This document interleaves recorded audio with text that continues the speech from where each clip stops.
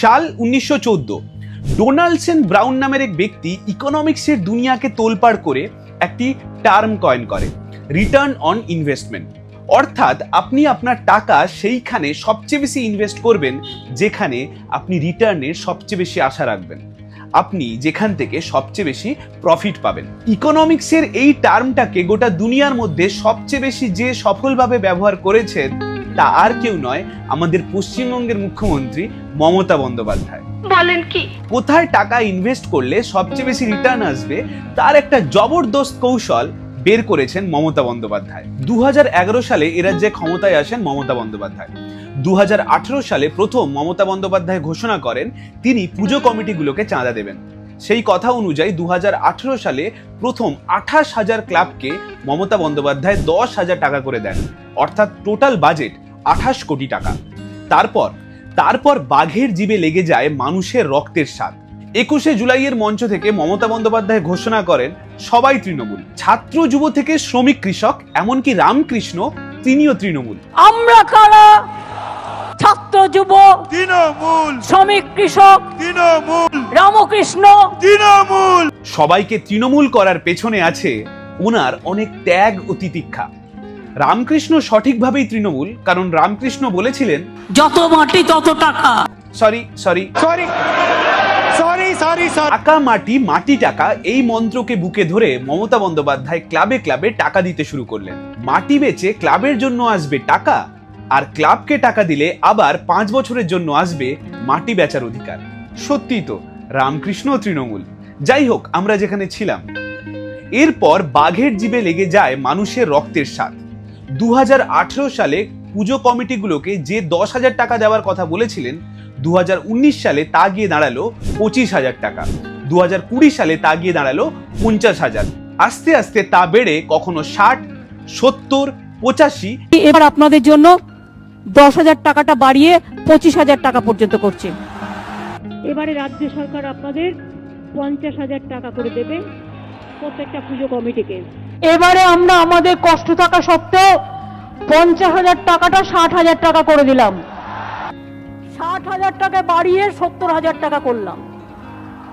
এবার 70 থেকে স্ল্যাবটা বাড়িয়ে 85,000 করে দিলাম। এবং 2025 সালে এসে দাঁড়িয়ে তা গিয়ে দাঁড়ায় ওকে 1,10,000 টাকা। 2018 সালে যে বাজেট ছিল 28 কোটি টাকা, তা 2025 সালে এসে দাঁড়ায় 495 কোটি টাকা। অর্থাৎ ক্লাবের পেছনে ওনার বাজেট বেড়েছে এই কয়েক বছরে 1667%। 2018 সালে যে ক্লাবের সংখ্যা ছিল 28,000, 2025 সালে তা গিয়ে দাঁড়িয়েছে প্রায় 45,000-এর কাছাকাছি। এত ক্লাব, এত টাকা, কিন্তু তার বদলে মমতা বন্দ্যোপাধ্যায় কি চান? যখন প্রয়োজন হবে সাহায্য করবেন তো। সত্যি তো, প্রয়োজন হয় ক্লাবগুলোকে। জয়ন্ত সিং এর মতো তৃণমূলের এক সমাজকর্মী আমাদেরই এক সহনাগরিককে পেটানোর জন্য ব্যবহার করে এই ক্লাবগুলোকে।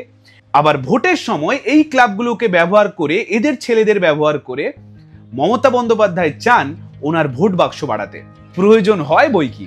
এ রাজ্যে দিনের পর দিন চাকরির দাবিতে যোগ্য চাকরি প্রার্থীদের, যোগ্য শিক্ষকদের রাস্তায় বসে থাকতে হয়। ন্যায্য ডিএর দাবিতে সরকারি কর্মচারীকেও আন্দোলন করতে হয়, কিন্তু তাদের কথায় কে পাত্তা দেয়?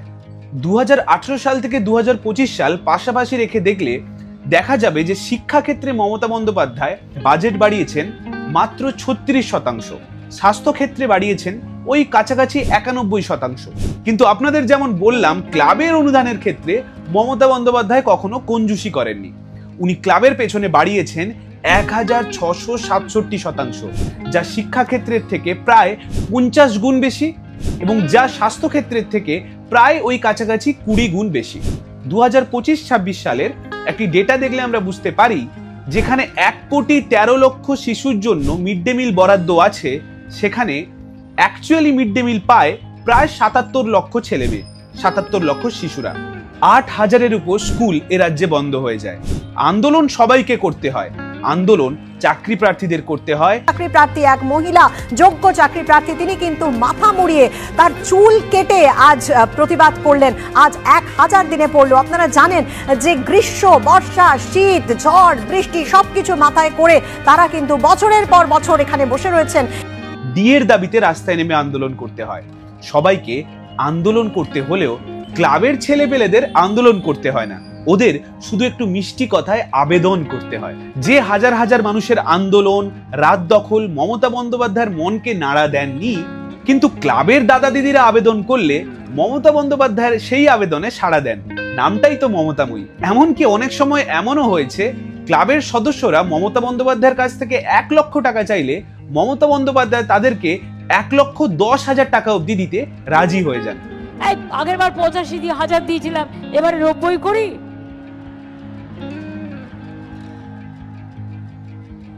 আচ্ছা দেখি কোন কারা কি চায়। 90, 95, 1, ওকে 1,10,000।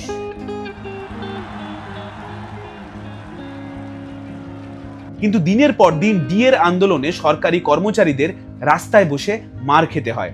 তাদেরকে কুকুরের সাথে তুলনা করে বলা হয়, আপনারা বেশি ঘেউ ঘেউ করবেন না। এত ফাইন্যান্সিয়াল ক্রাইসিসের মধ্যেও কাজে যারা মিউ মিউ ঘেউ ঘেউ করে যাচ্ছে তাদের জিজ্ঞেস করবো, যখন নিজের গভর্নমেন্ট ছিল তখন কি করছিল? সোনার পাথর বাটি ছিল? যে হাসি মুখ, যে আন্তরিকতার সাথে আপনি ক্লাবগুলোকে অনুদান দেন, তার 1% আন্তরিকতা যদি আপনি ডিএ আন্দোলনকারীদের উপরে দেখাতেন, অনেকগুলো পরিবারের মুখে আজকে হাসি ফুটতো।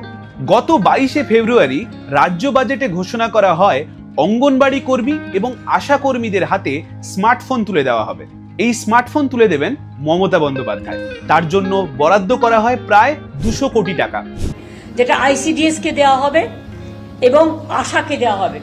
প্রায় আইসিডিএস এর 1 লক্ষ আছেন এবং আশার বোনেরা আছেন 70,000। এদের দিতে গিয়ে প্রায় 200 কোটি টাকা বাজেট বরাদ্দ হবে।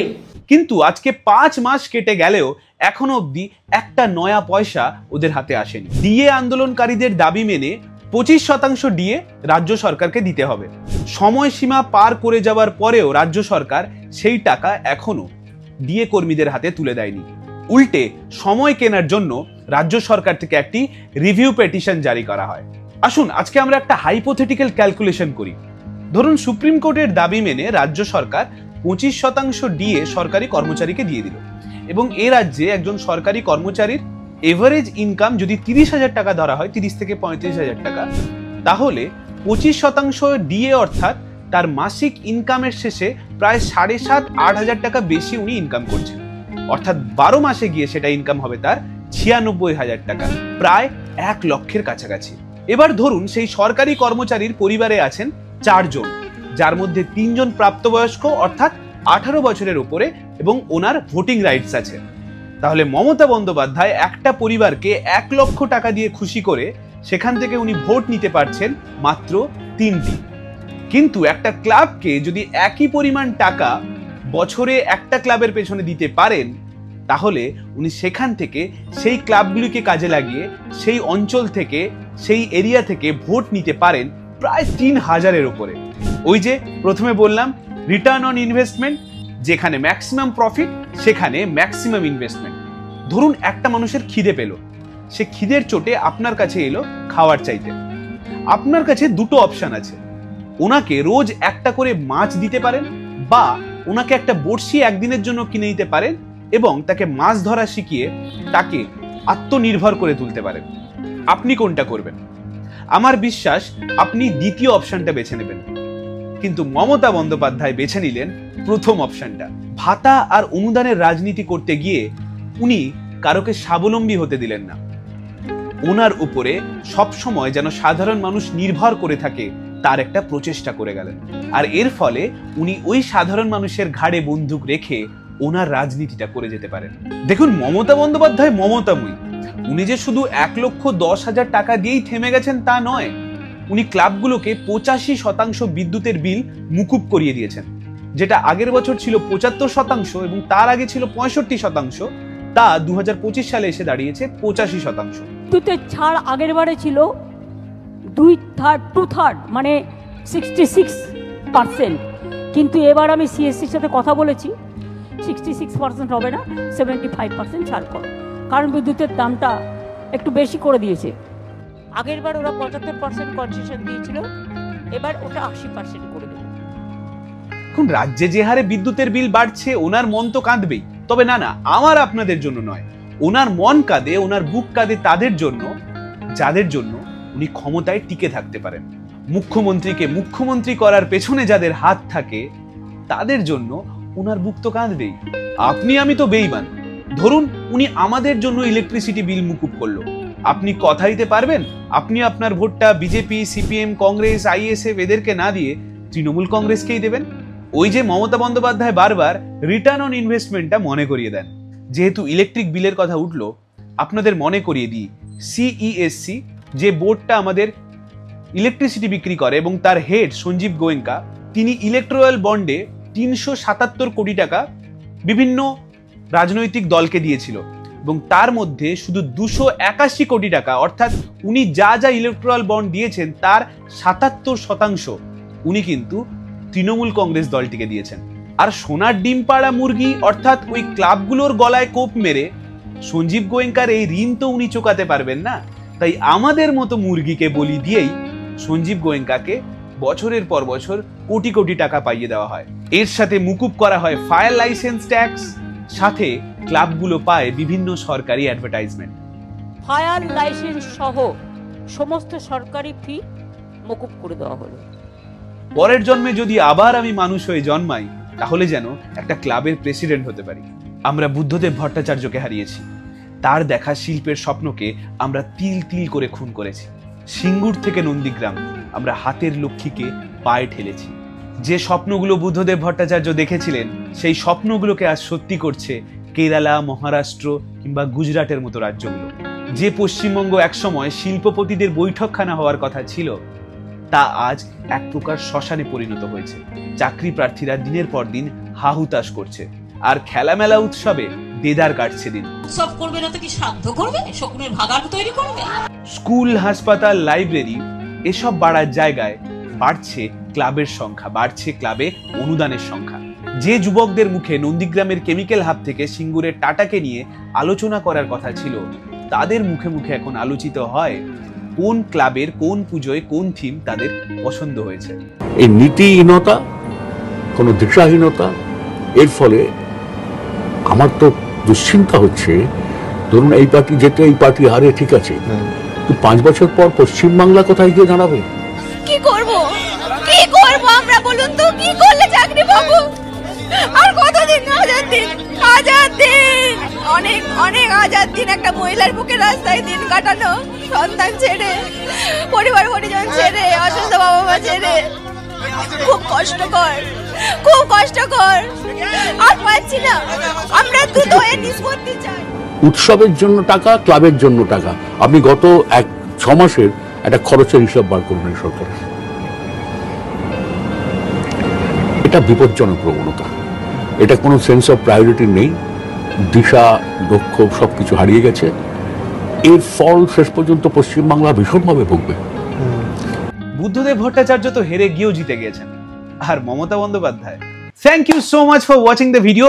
আমার এই ভিডিওটা ভালো লাগলে ইউটিউবে একটা নতুন ফিচার্স এসছে, হাইপ, যেখানে আপনি যদি চান আমার ভিডিওটা আরো অনেক মানুষের কাছে পৌঁছে যাক তাহলে আপনারা বিনামূল্যে এই হাইপ অপশানে ক্লিক করে আমার ভিডিওকে আরো 10 জনের কাছে, আরো 100 জনের কাছে এই ইনফরমেশনগুলো পৌঁছে দিতে পারেন। থ্যাংক ইউ সো মাচ, সবাই ভালো থাকবেন।